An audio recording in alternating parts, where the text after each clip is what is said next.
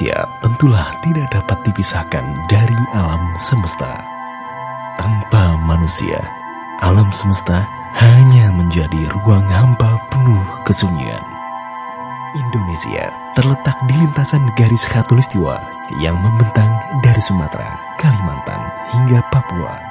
Keindahan alam Indonesia yang terdiri dari pesisir pantai, gugusan pulau-pulau, barisan pegunungan, dan hijaunya hutan belantara menjadikan Indonesia disebut sebagai Zamrud Khatulistiwa.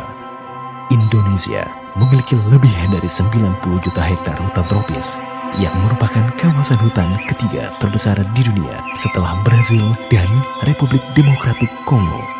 Hutan Indonesia berisi aset ekologi, ekonomi, budaya, dan spiritual yang menjadikan hutan Indonesia menjadi aset nasional yang sangat berharga bagi manusia dan alam.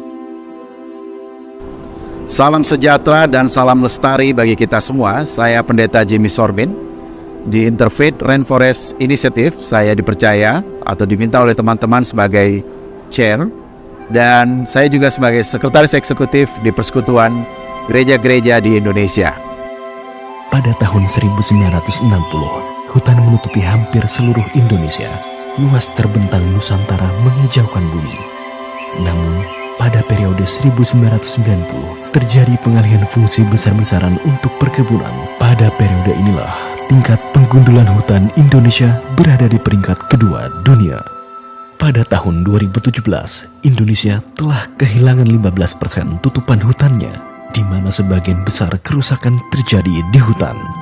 Antara tahun 2000 dan 2012, sebanyak 43% hutan gambut Indonesia musnah. Tutupan hutan terus menurun dan sekarang hanya tersisa kurang dari setengahnya. Bumi dan seluruh isinya diciptakan oleh Tuhan adalah untuk kesejahteraan bagi seluruh ciptaannya.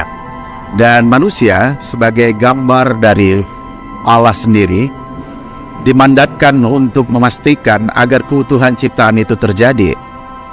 Manusia sendiri adalah bagian dari seluruh ciptaan itu, bukan menjadi puncak dari seluruh ciptaan, melainkan untuk melayani, menata layani, agar seluruh ciptaan yang ada boleh merasakan kecukupan dan di dalam kepenuhannya.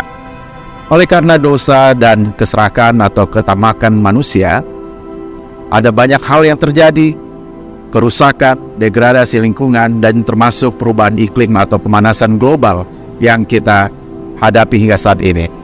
Hutan di banyak tempat mengalami kerusakan, dan oleh karenanya secara Kristiani, umat diajak pula untuk mengingat kembali perannya sebagai wakil atau gambaran Allah untuk kemudian boleh mengkonservasi atau menyelamatkan, mengembalikan atau merestorasi alam yang telah rusak ini, dan bersama-sama untuk mewujudkan apa yang menjadi komitmen iman, yaitu menjadi berkat bagi sesama dan juga bagi ciptaan lainnya.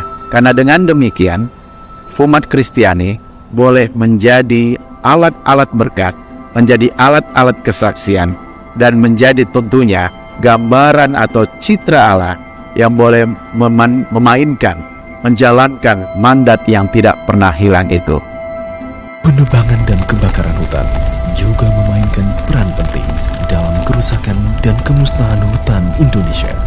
Kebakaran skala besar yang terus-menerus terjadi menyebabkan dampak kesehatan dan ekonomi di tingkat regional yang sangat parah dan berkontribusi pada perubahan iklim. Kebakaran pada tahun 2015 sangatlah parah.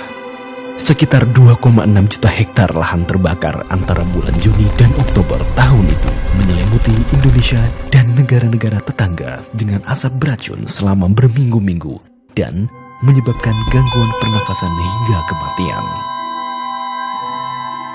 Di Alkitab ada kisah tentang bagaimana Tuhan mengembalikan seluruh isi bumi ini setelah terjadi peristiwa yang dinamakan air bah. Nuh dan keluarganya, demikian juga hewan, tumbuhan, kemudian dikembangkan kembali, hidup kembali, dan tentunya hutan menjadi bagian dari itu. Artinya apa? Tuhan melihat bahwa apa yang diadakan di dunia ini, termasuk hutan, adalah hal yang penting untuk menjangkau atau menjamin kebutuhan-kebutuhan ekosistem yang ada di dalamnya. Oleh karena itu, setiap yang ada di dalam hutan, oleh karenanya menjadi bagian pula dari komitmen kehidupan manusia yang telah diselamatkan untuk bagaimana memastikan agar hutan tetap terjaga dalam rangka menjamin kebutuhan manusia-manusia ataupun juga makhluk hidup lainnya di sekitar hutan. Kita ketahui bahwa di dalam sejarah gereja pula ada banyak diskusi mengenai bagaimana tindakan-tindakan ketamakan, kerakusan dalam pengerusakan hutan dilakukan di banyak tempat di belahan dunia. Dan gereja turut ambil bagian mengkritisi sikap demikian dan memberikan banyak pesan moral, menyampaikan pesan-pesan pastoral, dan juga mengkritik secara langsung pula hakikat perbuatan yang sangat tidak mengikuti apa yang menjadi kehendak Tuhan demikian.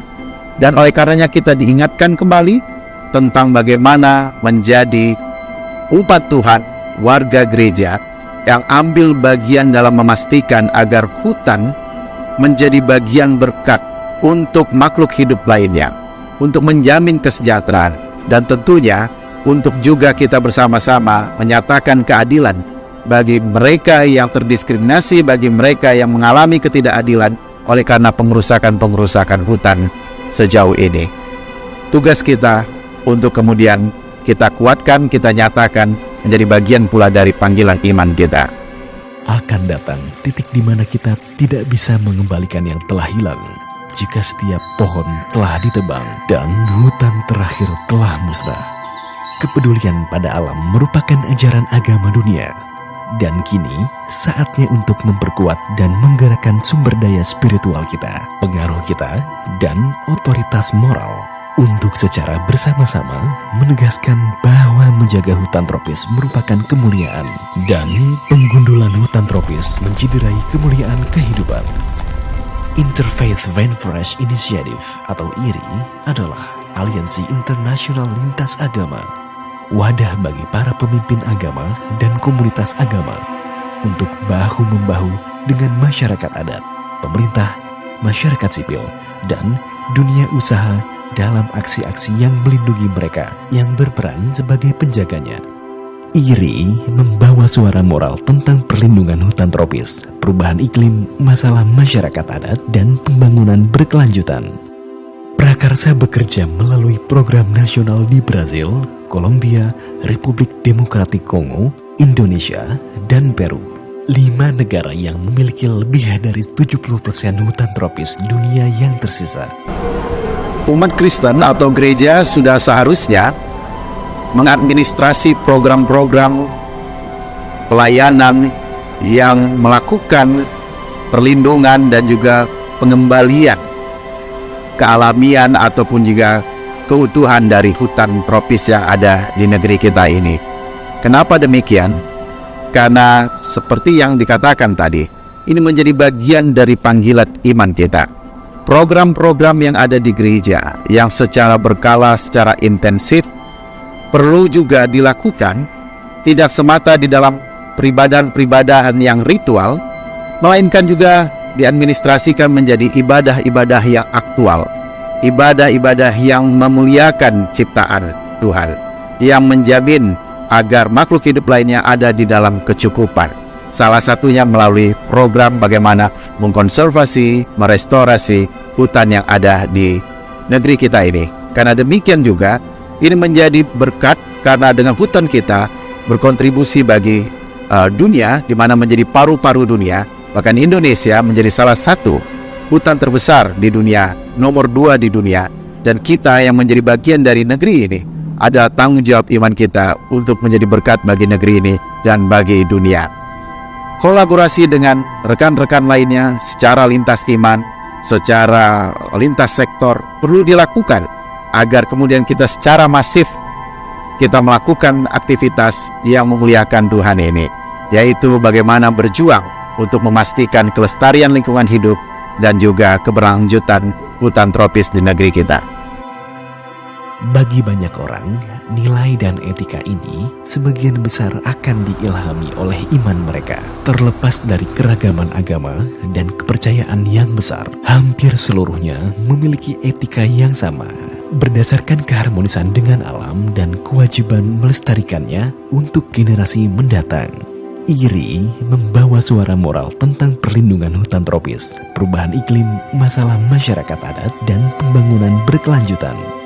Mari bersama-sama kita bergandengan tangan, berkolaborasi untuk menyelamatkan hutan tropis, untuk menyelamatkan lingkungan hidup kita. Karena dengan demikian, kita pula memberikan warisan yang terbaik bagi generasi yang akan datang. Kita memberikan mata air yang menjadi kehidupan bagi mereka, bukan mata air yang menyengsarakan generasi ke depan. IRI berdiri dengan tujuan mendidik dan meningkatkan kesadaran tentang krisis penggundulan hutan dan membekali para pimpinan agama dengan pengetahuan, perangkat pendidikan, dan pelatihan yang diperlukan untuk menjadi pendukung efektif bagi perlindungan hutan tropis. Menggerakkan aksi berbasis agama dengan menghubungkan para pemimpin agama dengan mitra dari berbagai sektor untuk meningkatkan dampak secara kolektif dan mempengaruhi kebijakan dan mengadvokasi pemerintah dan perusahaan untuk mengadopsi, memenuhi dan memperluas komitmen mereka untuk melindungi hutan tropis dan hak-hak masyarakat adat yang berperan sebagai penjaganya. Kolaborasi, semangat, berjuang bersama, salam lestari.